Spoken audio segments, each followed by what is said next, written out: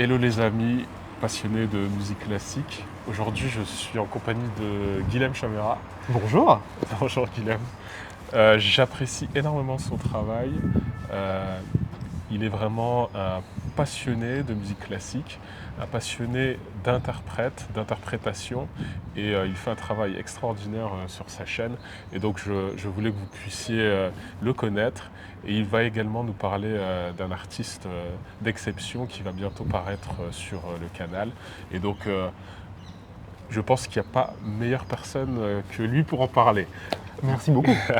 Guilhem, veux-tu te présenter peut-être ? Alors déjà, merci pour commencer, merci pour l'invitation. Je suis évidemment absolument honoré. Alors, je dois d'abord vous remercier pour deux choses déjà. Donc pour l'invitation et puis parce que je vous dois beaucoup en fait. Vous avez été une grande source d'inspiration. D'abord, quand j'ai découvert la musique, j'ai beaucoup découvert la musique via YouTube et vous avez été une des premières chaînes YouTube sur lesquelles je suis tombé, qui a toujours contribué à enrichir mon répertoire, à la fois de compositeur et d'interprète. Alors moi, qui je suis, moi je m'appelle Guilhem Chamera, j'ai fondé en 2019 ce qu'on peut, je pense, appeler un média, grosso modo, qui se compose aujourd'hui d'une part d'une chaîne YouTube et d'autre part d'un site internet. La chaîne YouTube consiste en deux pôles, on pourrait dire. D'un côté, j'essaie de rendre public et de diffuser à ma modeste échelle des lives, des enregistrements publics de grands maîtres du passé.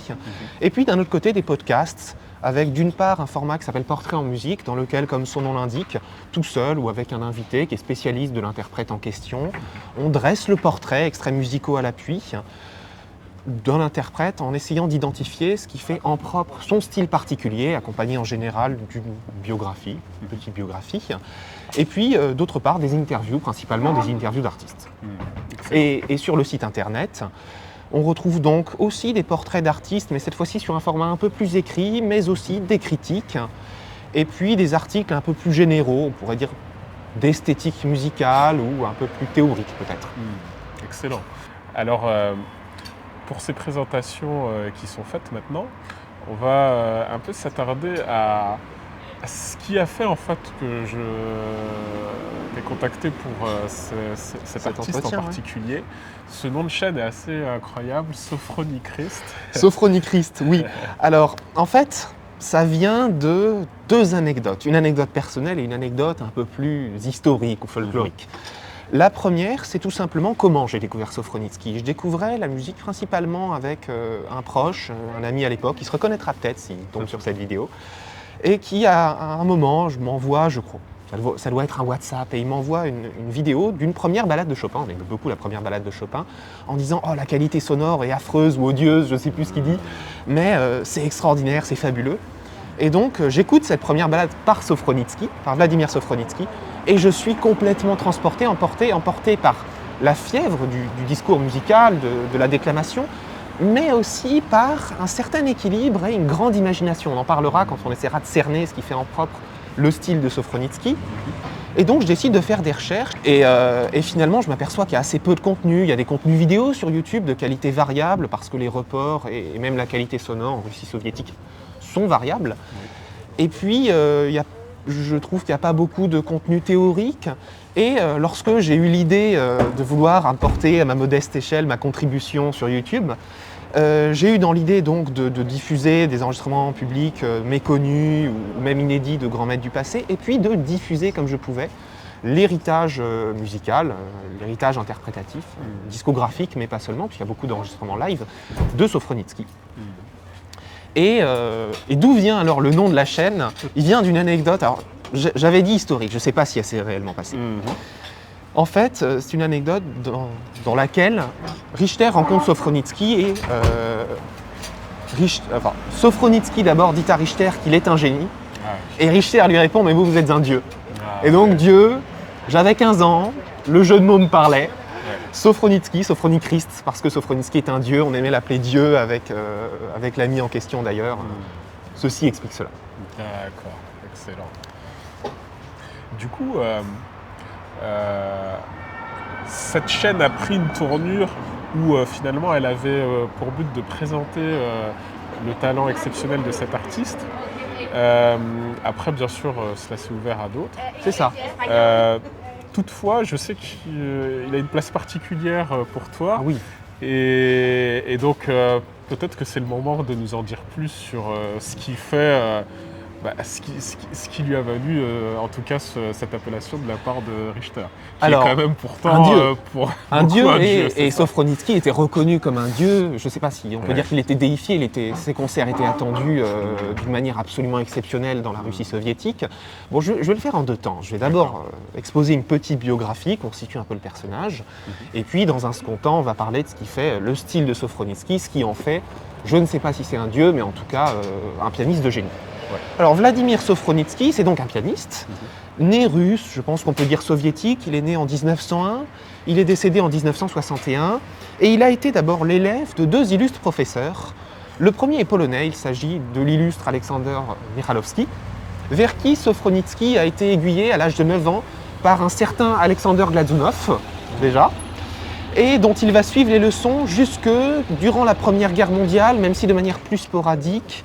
Il va continuer à prendre ses leçons de manière régulière. Et puis le second professeur va intervenir quelques années plus tard au Conservatoire de Saint-Pétersbourg. Il s'agit de Léonid Nikolaïev. D'accord. Et alors, ce qui est quand même, je dis pour l'anecdote, pour qu'on se rende compte de l'émulation intellectuelle et musicale de l'époque au Conservatoire de Saint-Pétersbourg, dans la promotion de Vladimir Sopronitsky, il y a 2 autres interprètes, et l'un est compositeur aussi, qui ont considérablement marqué la musique russe et même du XXe siècle, que sont Maria Yuina et Dmitri Shostakovich. C'est quand même très impressionnant.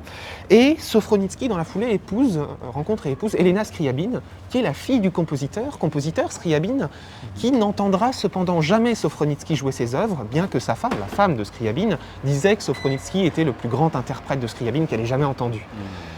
Aujourd'hui encore, le nom de Sopronitsky reste considérablement associé à Scriabine. Quand on pense à Sopronitsky, on pense en premier lieu à Scriabine, auquel il est un peu trop réduit.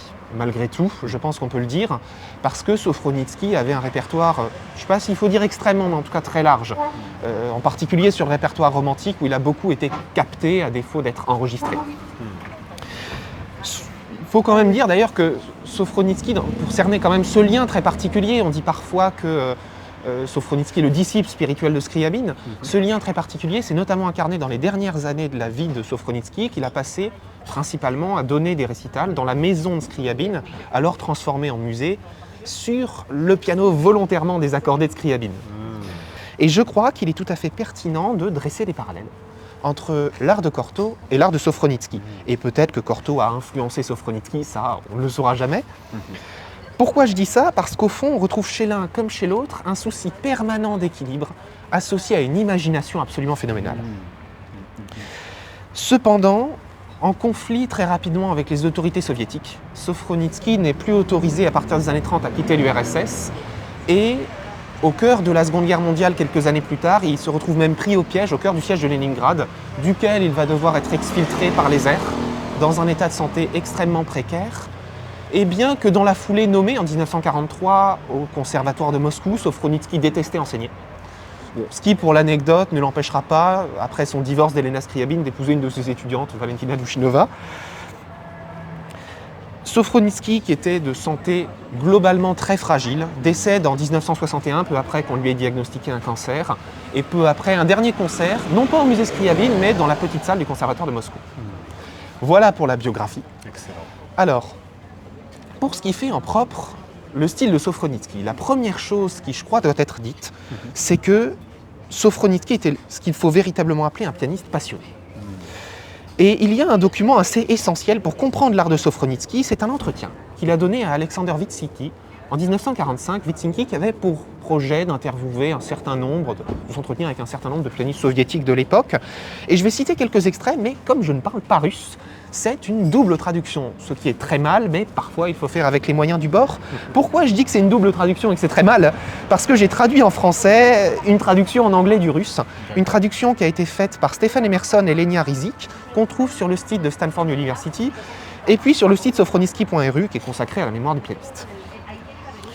Pourquoi donc je dis que Sopronitsky était ce qu'il faut véritablement appeler un pianiste passionné? On peut dire d'une certaine manière que ce qui animait son jeu était inversement proportionnel à cette réserve extérieure et à la solitude qu'il cultivait. Pour l'anecdote, il parlait toujours le moins possible à ses collègues du Conservatoire de Moscou. Ces interprétations à Sofronicki semblent animées d'un feu intérieur, porté par une grande attention accordée à l'équilibre et à la clarté de l'expression, tout en gardant une grande singularité. Et ce qu'il faut appeler une extraordinaire capacité d'imagination, et même souvent dans cette capacité phénoménale à caractériser les œuvres, presque on peut appeler une figuration. On mesure souvent assez mal les couleurs du jeu de Sofronicki. Sans doute cela est dû aux prises de son et aux reports, souvent assez catastrophiques, je disais de qualité variable. On est en Russie soviétique, on est dans le milieu du XXe siècle. Et puis il y a la réserve que Sofronicki cultivait quant au principe du studio, puisque pour l'anecdote, Sofronicki aimait, ou n'aimait pas d'ailleurs, toujours est-il qu'il le faisait, appeler ses enregistrements de studio « mes cadavres ». Mais cette passion se mesure aussi dans ce qu'on peut appeler l'ambition du pianiste. Dans l'entretien de Sofronicki avec Witsinki, j'y viens, et d'abord la préface rédigée par Witsinki, on perçoit cette volonté de perfection, d'une recherche à la fois esthétique et puis plus profondément intrinsèquement musicale. Par exemple, Witsinki raconte que Sofronicki a proposé une série de concerts consacrés à l'histoire de la musique pour clavier, très ambitieux donc, et cela je crois sur 9 concerts, si je me souviens bien. Et d'ailleurs, durant les derniers temps, tout dernier moment de sa vie, quand Sofronicki était malade, il a donné autant de concerts qu'il pouvait. Je ne sais pas si on peut dire qu'il a fait un sacrifice de soi, en tout cas c'est un vrai don de soi. Et son état de fait alterné entre des moments où il était au plus bas, dans un état de santé, je le disais, extrêmement précaire, il était de santé fragile, et puis son ambition de donner le plus de concerts possible avant de quitter ce monde. Mais en parlant de volonté et de recherche, ça nous conduit à un propos tenu par Sofronicki lui-même. J'y viens enfin. Tout d'abord, une performance nécessite une volonté. Ça se comprend dans la mesure où la volonté, elle se comprend, selon Sofronicki, comme, je recite, « vouloir beaucoup, vouloir plus que ce que l'on a maintenant, plus que ce que l'on peut donner ». L'enjeu de cette projection que cherche Sofronicki, de cette forme d'augmentation, l'idée de s'investir pleinement, entièrement, toujours plus, c'est de donner vie à la pièce. Et là, il faut se demander, mais ça veut dire quoi au juste, donner vie à la pièce ? Chaque interprète possède une manière différente d'insuffler de la vie dans les œuvres. C'est en quelque sorte le propre des grands interprètes de le faire avec les moyens qui sont les leurs, chaque interprète le faisant avec les moyens qui lui sont propres. Et en fait, la pièce doit être considérée comme un tout pour Sofronicki, qui prend élan pour s'émanciper au sens de prendre sens non par moment, mais dans son entièreté. On peut dire que, comme beaucoup de grands interprètes, même si pas tous, Sofronicki possède ce qu'on peut appeler une vision organique de la musique. Et Sofronicki dit ainsi, l'ensemble de la pièce doit vivre, doit respirer, bouger comme un protoplasme. Je joue et une partie est vivante, pleine de souffle, tandis qu'une autre partie, toute proche, peut être morte parce que le flux rythmique vivant est rompu. Vivant, le flux rythmique. Ce qui compte, c'est donc que l'ensemble, on pourrait dire, fonctionne par lui-même. Et c'est là que Sofronicki parle de Rachmaninov, puisque s'il jouait le compositeur, et c'est pour ça qu'on est là après tout, il admirait énormément le pianiste. Que dit Sofronicki à propos de Rachmaninov, interprète ? Rachmaninov, par exemple, pouvait créer une pulsation rythmique toujours vivante. Il avait l'énorme volonté artistique d'un génie.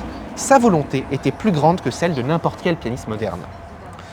Et pourtant, quand on écoute jouer Sofronicki, ça semble contraster avec la vision usuelle de ce qu'on peut avoir de... Je ne sais pas si j'aime pas beaucoup ce vocabulaire-là, si on peut parler d'école, mais en tout cas du pianisme russe de l'époque. Quand on pense au jeune Émile Gilels, à Maria Yudina, typiquement, on pense à, je ne sais pas s'il faut parler de sauvagerie, mais en tout cas à une très forte intensité qui amène presque parfois à une saturation, pas seulement dans la dynamique de l'enregistrement, mais aussi dans le discours musical. Et à l'inverse, Sofronicki semble profondément contrasté avec cette vision-là. C'est vrai. Mais peut-on parler véritablement de sobriété dans le cas de Sofronicki ? Et est-ce dû aussi au travail du studio ? On l'a dit, Sofronicki appelait ses enregistrements de studio « mes cadavres », il détestait enregistrer. Ce qui ressort, malgré tout, je pense, de toutes les interprétations de Sofronicki, c'est sans doute avant tout le naturel et la fluidité. Et ce, alors même qu'on retrouve cet écart très important dans la dynamique. Chez Sofronicki, chaque main est très caractérisée. On perçoit vraiment cet écart entre les mains. Et que souvent les accords sont arpégés, Sofronicki ne se montre jamais analytique pour autant. L'enjeu, c'est d'animer la pièce au sens de lui donner une âme, au sens propre, au sens premier, originel du terme. Et Sofronicki possédait dès lors une très forte capacité à caractériser les œuvres, et ça se remarque en particulier, et pas seulement, mais en particulier dans son Rachmaninov. Intéressant. En fait, je suis surpris de par ce qui se dégage de ta présentation, de sa capacité à travailler en amont et à penser son interprétation, alors que lorsqu'on l'écoute, on a presque l'impression d'une matière qui prend vie de manière spontanée, Exactement. presque toujours improvisée. En fait, ça n'est pas tellement intuitif, ça n'est pas un interprète qui fonctionne énormément à l'intuition. C'est ce qui semble ressortir, en Mais- tout cas, de ce Exact. fabuleux entretien que je recommande à tout le monde, si vous lisez l'anglais, d'aller lire cet entretien qu'a donné Sofronicki à Vitsinki. Parce que vraiment, on ressent ce travail intérieur et cette réserve, ce repli sur soi, ce repli sur l'intériorité qui animait systématiquement Sofronicki quand il travaillait, on peut vraiment dire, en amont des œuvres. Ouais, d'accord. Intéressant. Très intéressant. Alors du coup, c'est vrai que tu as parlé de son interprétation de Rachmaninoff et c'est très... Voilà, c'est intéressant dans le sens où, comme tu le disais tout à l'heure, on pense tout de suite à Scriabine. Et je me suis dit, allez, pour la première de Sofronicki sur la chaîne Classical Music Reference Recording, on va passer par par le Rachmaninoff d'abord. Et au fur et à mesure, bien sûr, ce qui fait son cheval de bataille, on va dire, ou pourquoi tout le monde le connaît. Mais ce Rachmaninoff, voilà, je le trouve extrêmement organique, pour reprendre tes propos. Je suis entièrement d'accord. Je me suis dit, il faut absolument que je puisse te partager l'album qui a été édité avant de l'ouvrir aux internautes. Je suis curieux d'avoir ton retour. Qu'en penses-tu? Sur le Rachmaninoff, bon, alors pour parler encore de cette réduction en premier lieu de Sofronicki à Scriabine, je la trouve d'autant plus dommage qu'il y a deux autres chevaux de bataille que je trouve particuliers, dans lesquels Sofronicki est particulièrement remarquable. D'une part Rachmaninoff, je vais y venir, et puis Schumann. Ouais, Et on a ces fameux Schumann de 1959 dont les études symphoniques sont pour moi le sommet, je suis tout à fait d'accord. On a aussi un carnaval extraordinaire, une fantaisie que je trouve hors du monde, même si elle est peut-être un poil inférieure en qualité interprétative à celle de 52, mais elle est bien mieux enregistrée. Mais ainsi, il est temps de parler de Rachmaninoff et plus précisément du Rachmaninoff de Sofronicki. La première remarque qu'on peut faire, c'est d'abord, oui, ça n'est pas Horowitz parce que ça n'est pas extravagant. Et oui, bien que Rachmaninoff ait adoré l'interprétation d'Horowitz, il y a cette fameuse anecdote où, entendant Horowitz jouer pour la première fois le troisième de Rachmaninoff lui-même se lève, émerveillé, en s'exclamant « c'est comme ça que mon concerto doit être joué », je crois que c'est ça l'anecdote. Pour autant, quand on écoute Rachmaninoff jouer ses propres œuvres, on est frappé par cette étonnante retenue et la souveraine maîtrise dont il fait preuve. Et tout comme lorsque Rach se joue lui-même, on retrouve chez Sofronicki ce souci du relief, de la profondeur, cette manière de creuser chaque phrase. Et Sofronicki raconte travailler à partir de ce qu'il appelle le cœur de chaque pièce, et ça se sent. Tout est amené vers la culmination émotionnelle de chaque pièce, qui pourtant ne prend son sens que parce qu'il s'est joué avant, comme chez tous les grands interprètes, ça dit sans doute. Il y a un certain vertige en fait, à écouter cette approche saisissante, corporelle, qui assène un véritable impact physique à l'auditeur, parce que très ancré. Je crois que c'est un des mots qui cerne le plus ce Rachmaninoff de Sofronicki. On a parlé d'organicité, mais on peut aussi parler d'ancrage. Et cet ancrage se fait tout en préservant la polyphonie de la musique de Rachmaninoff et de fait sa complexité harmonique. C'est très vertical, mais ça n'est jamais brutal, et de fait c'est extrêmement clair. C'est vrai. Maintenant, pour parler de cet album en propre, on a un nouveau remastering, et disons-le tout de suite, c'est même assez émouvant pour moi en fait, en vérité, parce qu'on n'a jamais entendu ces enregistrements de Sofronicki jouant Rachmaninoff dans cette qualité-là. On retrouve de la netteté, de la précision dans les attaques et dans les phrases qu'on ne connaissait pas, bien qu'on les devinât sans doute. Et puis on retrouve ce contraste propre à la sonorité et à cette dynamique très particulière, je parlais des mains très caractérisées, de ce jeu très large sans être forcément très ample. Exact. Oui, je suis d'accord. En fait, ce qui m'a frappé tout de suite dans ces Rachmaninoff, c'est bon, déjà cette capacité technique, je dirais sans limite, Ah, toujours. qui est toujours au service Oui, on ne la ressent jamais. d'un art qui va plus loin que l'interprétation. Enfin, ça devient de la poésie pure, de l'art pur, de la musique pure. Je suis entièrement d'accord. Et puis, il y a quand je parlais de vertige, il y a vraiment cette idée de profondeur. Je disais de creuser, de sonder presque. Et c'est, je pense, le Rachmaninoff le plus profond que j'ai jamais entendu. C'est ça. parfois un reproche qu'on peut faire à certains interprètes un peu virtuoses, disons-le. Et là, on a vraiment, effectivement, on a une technique, je vais le dire de manière familière, la technique de Sofronisky, elle est absolument monstrueuse. Ouais.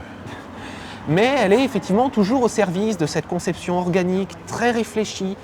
Et il y a une évidence qui se révèle en fait. Ouais, c'est ça, tout à fait. Ouais, je suis d'accord.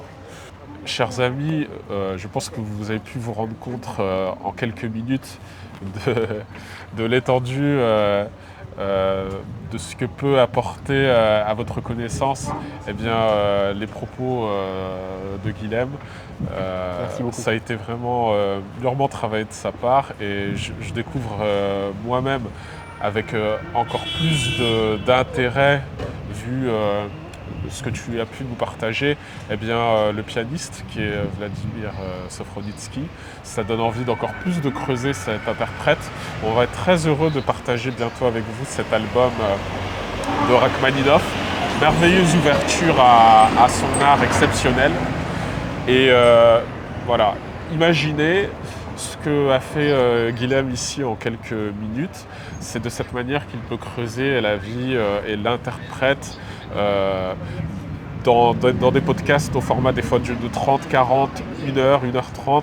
Enfin, c'est merveilleux, c'est un puits d'informations. Je vous conseille vraiment d'aller sur sa chaîne. Et encore une fois, n'oubliez pas, c'est sous-titré anglais, hein, au cas où vous ne parlez pas français. Merci beaucoup, hein, Guilhem, pour merci à toi pour ton introduction. invitation. C'était évidemment un immense plaisir et un honneur. Ouais. Merci. Pour parler, je dis un mot de mes futurs projets. Bien il y a sûr. une interview qui sera sans doute sortie en anglais, qui sera sans doute sortie. Je fais un peu de teasing quand cette vidéo sortira. Et puis on a quelques projets sur la chaîne d'inédits, vraiment d'inédits, d'enregistrements qui ne sont jamais sortis en disque. On va voir comment tout cela avance. Et puis quelques podcasts. Évidemment, tous les podcasts ont des sous-titres anglais, coordonnés. Je sais que ça, au tout début, c'était un peu difficile. Maintenant, tout est coordonné, je précise. Et on a aussi des nouveautés prévues sur le site internet très prochainement. Excellent, excellent. Écoutez, on espère que ce format vous a plu. C'est vraiment une porte ouverte pour découvrir un interprète d'exception que nous n'avons encore jamais publié sur la chaîne. Et c'est un honneur d'avoir pu le découvrir en compagnie d'un de ses plus grands admirateurs. Et voilà, la prochaine publication sera sur Rachmaninov et on espère que vous prendrez beaucoup de plaisir à découvrir son jeu. À très bientôt. À très bientôt.